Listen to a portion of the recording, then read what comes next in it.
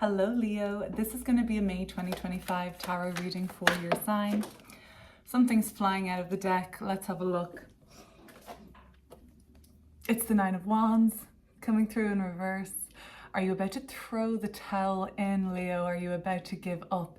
Is things becoming more challenging than passionate and loving? Are you feeling like this isn't fun anymore? I'm not connected to this anymore. Has that been coming up for you? That jumper card really may not be for everybody, but let's see what is coming through for the sign of Leo this May 2025. I'm going to start by pulling 3 cards and then I will keep pulling and clearing up as we move through this reading. If you're interested in the astrology at all, know that May is a much gentler month than we've had in a long time. We've come through an eclipse season. We've had some Mars retrograde action. The month of May is actually full of sextiles and trines.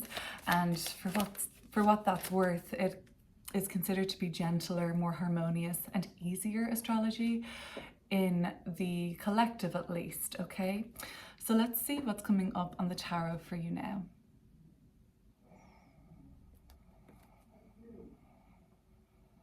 Do you have like any creak in your neck, pain in your shoulders or back? That kind of can come through with the Nine of Wands in reverse too. Emotionally, it can feel a little bit guarded or vigilant and more protective of your space, your energy, but also protective of your physical body. Here's the Ten of Cups, which is always a beautiful card to see. The Knight of Swords and the Five of Pentacles. May is really a lot to do with defining your values and considering where you should be putting your efforts. There's the Empress at the bottom of the deck, which speaks to pure, abundant energy. And then the Five of Pentacles can be a little bit more scarce at times.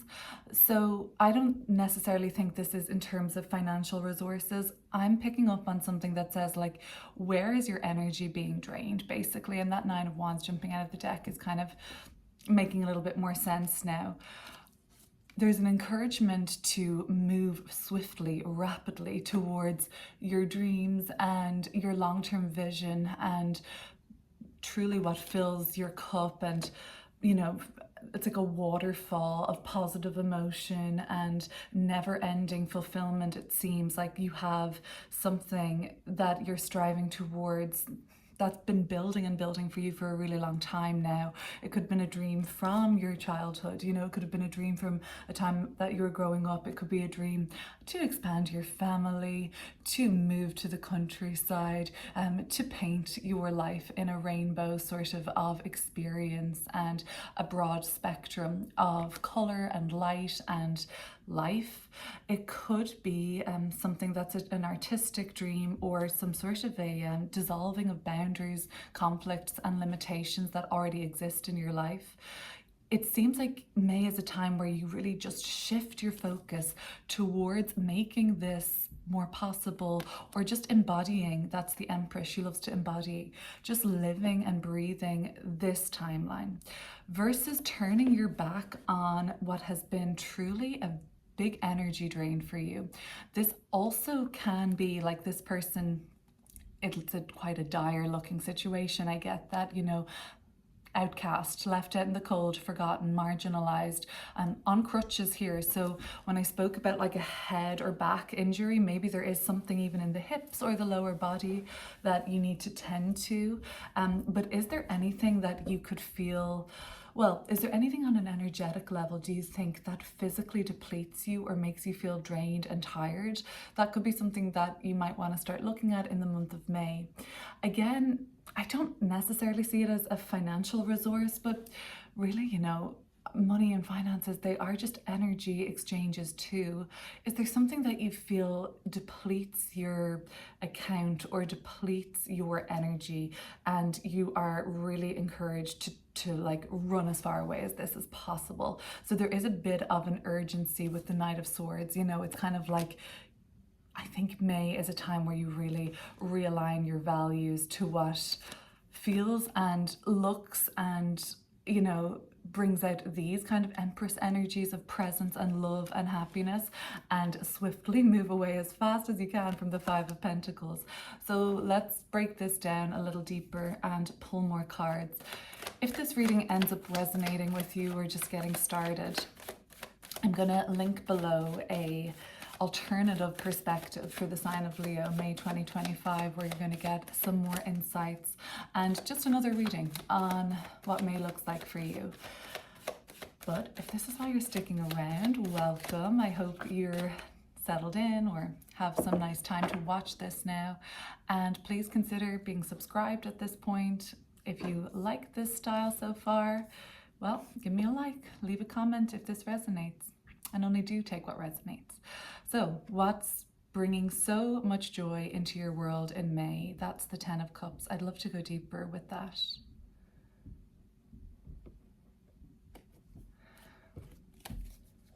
Seven of Pentacles, the Queen of Cups, and at the bottom of the deck, I have the Two of Cups. There might be a particular friendship or important relationship that's really just going very well for you at the moment. There's a lot of understanding. I think you guys have really put in that hard work and effort, and consistency is the main thing. You know, it's the consistency that has really brought such a payoff here, the reward of a deepening of commitment, taking things more seriously, just more understanding.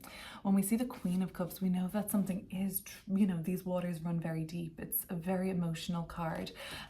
You are truly emotionally connected to somebody at this time, and that's due to your consistency. Now, maybe that might be a family member, it could be a child, it could be your parent, but for some of you it is certainly this union, this relationship, and it looks a little romantic to me.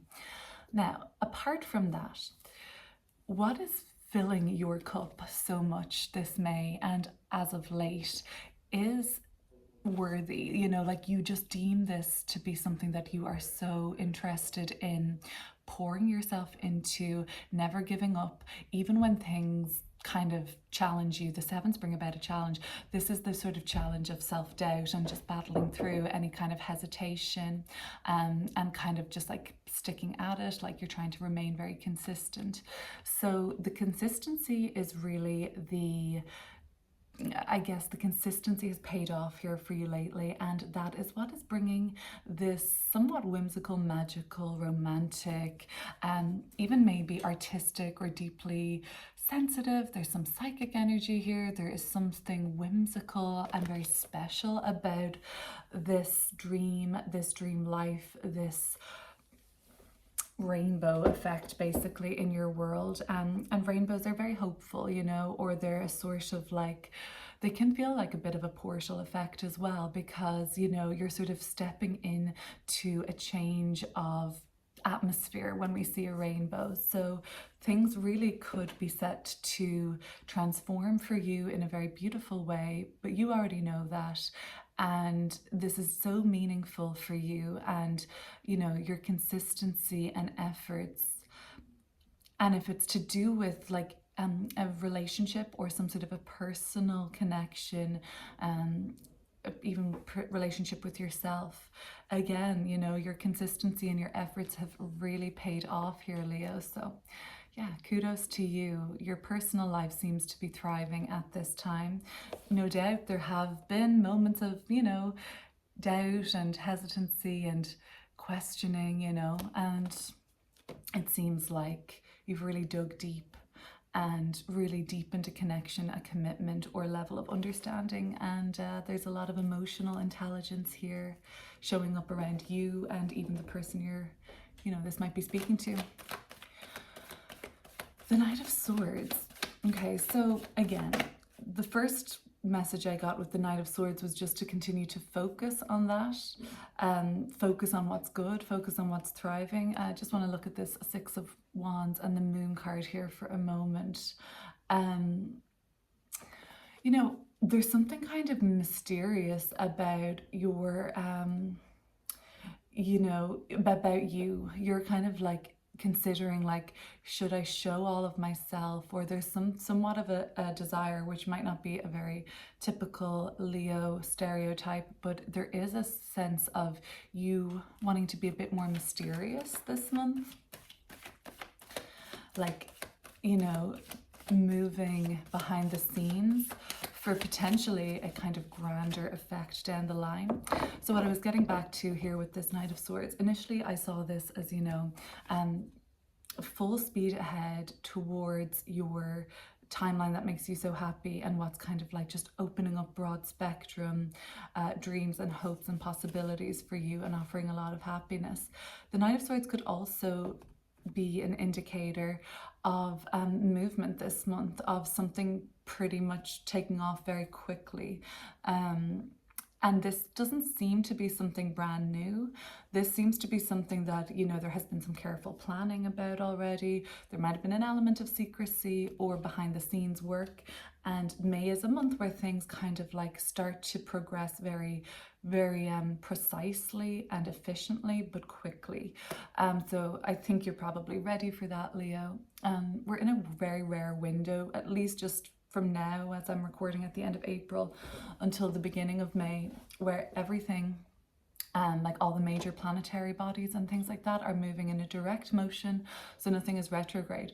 Now, on around the 3rd or 4th of May, Pluto will become retrograde, but that's going to be it until all the way through May, into June, possibly even into July, but I'm not 100% sure. I haven't looked that far ahead yet. But even, you know, irrespective of Pluto stationing retrograde, that really won't change the momentum of things on a week-to-week, day-to-day, month-to-month basis. Pluto's way too slow to have that kind of effect. Anyway, we're back to the 2 of Cups and the 6 of Swords. For those of you who were saying or kind of shaking your head, or maybe you clicked out of this video by now, you know, when I was praising this relationship and like how successful it is and everything, and some of you might be saying like, I don't know yet, okay? Keep the faith, because this 2 of Cups showing up again is an indicator that things might still need to be smoothed out, resolved, and sort of like, this is kind of like a little bit of an olive branch card, or it's a bit more of a supportive card. Like, not saying we're doing a dysfunctional sweep under the carpet, ignore it, put our head in the sand, but we're sort of getting an energy of like, okay, things are starting to be resolved. And like this Ace of Pentacles at the bottom of the deck, that's kind of like holding out a hand to shake or something like that, or an opportunity to dissolve conflict. I did mention that 10 of Cups being something like a conflict in your life dissolving. That could be something that is in the works throughout May as well. So keep the faith around any relationship that seems a little fractured, or even just like in need of some TLC, because it seems like this is a good month for that to be done, or to take place at least. Let's look at that from another point of view. Some of you are traveling with a best friend or a good friend or a lover this month, and that's very exciting. For some of you, you know, it might be your first trip together. A lot of times, like, friendships and connections can be really solidified when we, you know, take the travel plans out of the group chat, so to speak, and just kind of push things out into the real world and make some memories in real life. I think memories are really going to be made at the moment. I think you've been making some great memories. I think that the recent chapter of your life that's been unfolding has been consistently pretty good, Leo, and I can't speak for everybody with that, so take what resonates, but at least relatively very good for you. Now, I can still see the 5 of Wands, or sorry, the 5 of Pentacles and that 9 of Wands that jumped out at the very beginning, suggesting that like something is depleting you, and like there is an energy of like throw the towel in now and give up. And I actually don't think that's a bad idea. I think that there is a lot to be said for knowing when to park something, at least temporarily, or, you know, maybe for good, but there's a real merit in that, because then you can make space for something that is a bit more plain sailing, you know. there's also merit of like hard work and rewards coming through after perseverance and all of that. But also there are indications of like when things are just running very seamlessly and smoothly, like you're probably on the right track. For those of you who are interested in meeting somebody on a romantic level, it seems like you are kind of like feeling a little urgent around that. But that doesn't mean you're not ready or that you shouldn't prepare for the blessing of that coming in, because it seems like you've let go of a lot of your baggage at this time. So, you know, you'd be moving into a relationship, it seems like, with a sort of like a bit more space to engage with somebody. But I think that you're putting a bit of pressure on yourself, rather than surrender. You're like, I'm ready, I've done the work, and that's what's coming up there for me.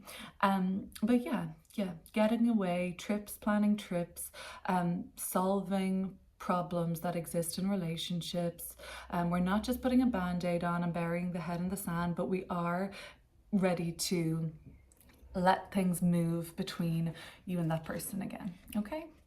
Now we have the Five of Pentacles. Let's have a look at that card.